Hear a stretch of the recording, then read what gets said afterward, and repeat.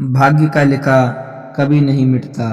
किसी गांव में एक बहुत ही ज्ञानी पंडित रहता था। एक दिन वह अपने बचपन के दोस्त से मिलने के लिए दूसरे गांव में जा रहा था। उसका दोस्त बचपन से ही गूंगा और एक पैर से अपाहिज था। उस पंडित के गांव से उसके दोस्त का घर काफी दूर था। वहां जाने के लिए बीच में कई सारे छोटे छोटे गांव पड़ते थे।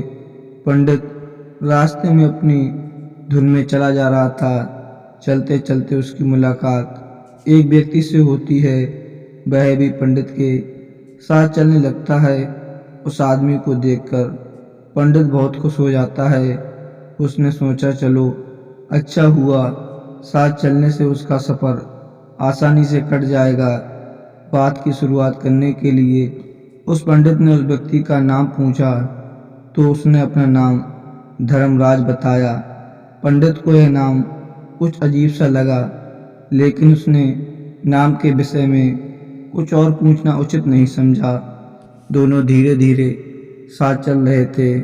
तभी रास्ते में एक गांव आता है। गांव का प्रवेश द्वार आते ही धर्मराज ने पंडित से कहा, तुम आगे चलो, मुझे इस गांव में काम है, मैं तुमसे आगे मिलता हूँ। पंडित ने कहा, ठीक है। वह आगे रास्ते में चल देता है। कुछ देर बाद उस गांव में खबर फैली कि एक व्यक्ति को सांड ने अपनी सींग में फंसाकर मार दिया। जैसे ही सांड ने उस व्यक्ति को मारा, ठीक कुछ ही देर में धर्मराज पंडित के पास आ गया। फिर दोनों चलना शुरू कर देते हैं और चलते चलते दूसरे गांव के द्वार पर पहुंच जाते हैं। उस गांव के बाहर एक बड़ा विशाल मंदिर बना हुआ था। वहां पर आराम करने की सुविधा काफ़ी बढ़िया लग रही थी। पंडित के दोस्त का घर अभी वहाँ से बहुत दूर था और रात भी होने वाली थी। तो पंडित ने धर्मराज से कहा, रात होने वाली है, पूरे दिन चलते चलते थक भी चुके हैं और भूख भी लग रही है, तो यहाँ पर भोजन करके यहीं पर हम विश्राम कर लेते हैं, फिर सुबह के समय आगे की यात्रा जारी करेंगे। धर्मराज ने कहा, ठीक है, मुझे इस गांव में किसी को कुछ ज़रूरी सामान देना है। तुम भोजन करके आराम करो, मैं बाद में आकर भोजन कर लूँगा। इतना कहकर वह वहाँ से चला जाता है। लेकिन उसके जाते ही कुछ ही देर बाद धुआं उठता दिखाई देता है और देखते ही देखते पूरे गांव में आग लग जाती है। पंडित ने हैरानी से सोचा कि यह धर्मराज जहाँ भी जाता है वहाँ कोई न कोई अनहोनी जरूर हो जाती है, कुछ तो गड़बड़ है इस व्यक्ति में। लेकिन पंडित ने रात्रि में धर्मराज से कुछ भी पूछना उचित नहीं समझा। सुबह होते ही दोनों फिर से अपनी यात्रा शुरू कर देते हैं। कुछ देर चलने के बाद रास्ते में फिर से एक गांव आता है। धर्मराज ने फिर पंडित से कहा, आप आगे चलिए, मुझे इस गांव में अपने मित्र से मिलने जाना है। मैं अपने दोस्त से मिलने के बाद आगे रास्ते में मिलूंगा। यह कहकर धर्मराज वहाँ से चला गया। लेकिन पंडित इस बार आगे नहीं गया। वहीं खड़ा होकर धर्मराज को देखता रहा कि वह कहाँ जाता है और क्या करता है। तभी थोड़ी देर बाद लोगों की आवाज़ सुनाई देने लगी कि एक व्यक्ति को सांप ने काट लिया है और उसकी मृत्यु हो गई है। ठीक उसी समय धर्मराज फिर पंडित के पास पहुंच गया। लेकिन इस बार पंडित से रहा नहीं गया और उसने धर्मराज से पूछ लिया कि तुम जिस भी गांव में जाते हो वहाँ कोई ना कोई अनहोनी जरूर हो जाती है, क्या तुम मुझे बता सकते हो यह ऐसा क्यों हो रहा है?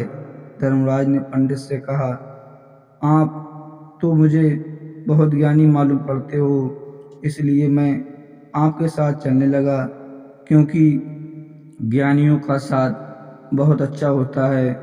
परंतु आप अभी तक नहीं समझ पाए कि मैं कौन हूँ। पंडित ने कहा, मैं समझ गया, लेकिन मुझे कुछ शंका है। अगर आप ही अपना परिचय दे दो तो मेरे लिए आसानी होगी। तब धर्मराज ने जवाब दिया, मैं यमदूत हूँ, यमराज की आज्ञा से उन लोगों के प्राण हरण करता हूँ जिनकी उम्र पूरी हो जाती है। हालांकि पंडित को पहले से ही इस बात की आशंका थी, फिर भी धर्मराज के मुंह से ये बातें सुनकर वह घबरा गया। लेकिन वह हिम्मत करके पूछता गया कि अगर तुम सच में यमदूत हो तो मुझे बताओ, अगली मृत्यु किसकी है। धर्मराज ने जवाब दिया, अगली मृत्यु तुम्हारे उसी मित्र की है जिससे तुम मिलने जा रहे हो, और उसकी मृत्यु का कारण तुम ही बनोगे। यह बातें सुनकर पंडित सहम गया और सोच में पड़ गया कि अगर सच में यह यमराज दूत हुआ तो उसकी बात सच होगी और उसके कारण मेरे बचपन के सबसे अच्छे मित्र की मृत्यु हो जाएगी। तो सबसे अच्छा तो यही होगा कि मैं अपने मित्र से मिलने ही ना जाऊं। कम से कम उसकी मृत्यु का कारण तो मैं नहीं बनूंगा। धर्मराज ने मुस्कुराते हुए कहा, जो तुम सोच रहे हो वो सब मुझे पता है, मगर तुम्हारे अपने मित्र से मिलने से ना जाने से उसकी नियति तो नहीं बदल जाएगी। तुम्हारे मित्र की मृत्यु तो निश्चित है और वह अगले कुछ ही पलों में घटित होने वाली है। महाकाल के मुंह से ऐसी बातें सुनकर पंडित को झटका लगा, क्योंकि महाकाल ने पंडित के मन की बातें पढ़ ली थीं, जो कि एक सामान्य व्यक्ति के लिए संभव नहीं है। अब पंडित को विश्वास हो गया कि धर्मराज सच में यमदूत ही हैं। जब पंडित को यह पूर्ण विश्वास हो गया कि धर्मराज जी यमदूत हैं तो वह घबरा गया। अपने मित्र की मृत्यु का कारण नहीं बनना चाहता था, इसलिए वह पलटकर अपने गांव की तरफ वापस जाने लगा। लेकिन जैसे ही पंडित वापस जाने लगा तो उसने देखा कि उसका मित्र तेजी से उसकी तरफ चला आ रहा है, जो कि पंडित को देखकर अत्यंत प्रसन्न दिखाई पड़ रहा था।